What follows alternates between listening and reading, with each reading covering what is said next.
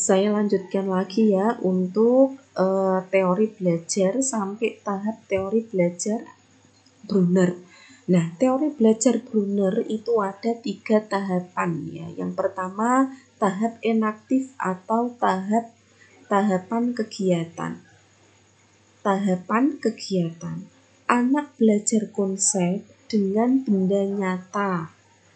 Misalkan kalau materi penjumlahan, anak belajar konsep dengan benda nyata, misalkan menjumlahkan 3 pensil dengan 5 pensil. Ya, dihitung 3 pensilnya ada berapa, 5 kalau dijumlahkan dengan 5 pensil. Nah, siswa disuruh menghitung jumlah dari pensil tersebut.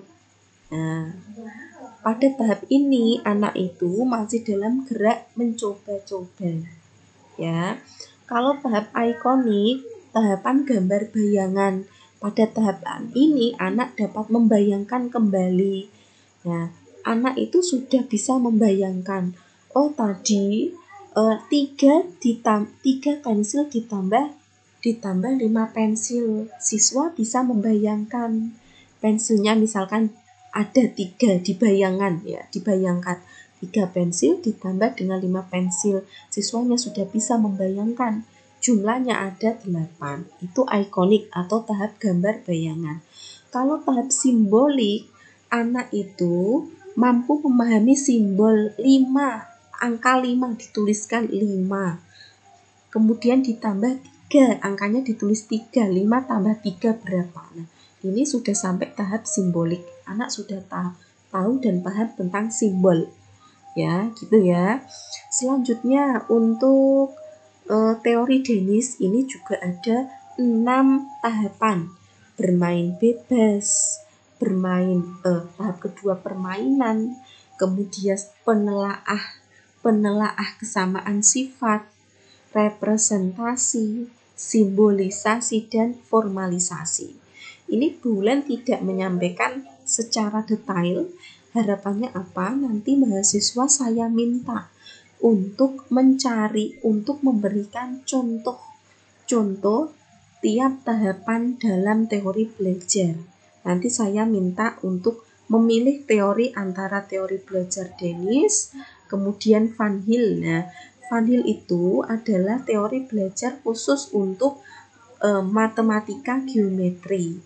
Ada 5 tahapan, yaitu tahapan pengenalan, kemudian analisis, kemudian pengurutan, dedukasi, dan akurasi atau rigor.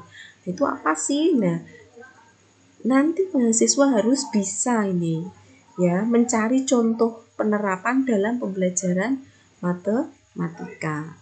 Nah, selanjutnya ada teori belajar Brunner dan Van Ejen. Nah, ini ada 3 tahapan atau 3 unsur. Yang pertama, adanya suatu kejadian, benda, dan tindakan. Kemudian adanya simbol yang mewakili unsur-unsur, dan adanya individu yang menafsirkan simbol. Nah, selanjutnya ada teori belajar Gagne.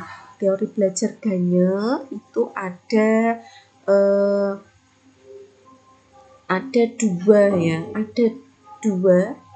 objek belajar matematika, yaitu objek langsung.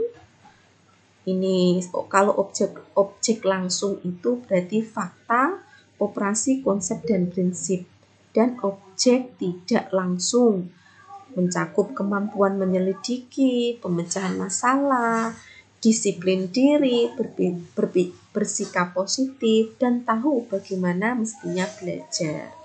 Tipe belajar menurut Gagne itu ada 8. Ya, dari belajar isyarat, stimulasi respon, rangkaian verbal, belajar membedakan, belajar konsep aturan ya, kemudian pemecahan masalah.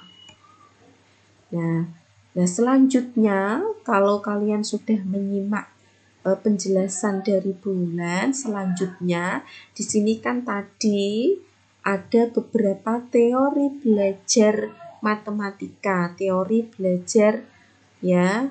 Ada teori Piase, kemudian ada teori Brunner, ada teori Dennis, ada teori Van Hill. Nah, tugas kalian adalah memilih salah satu teori belajar, kemudian di situ kan ada tahapannya.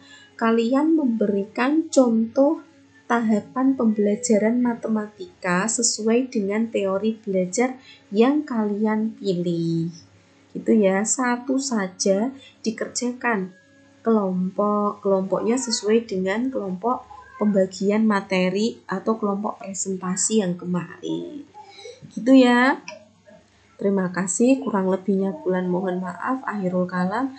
Wabillahi taufik wal hidayah. Wassalamualaikum warahmatullahi wabarakatuh.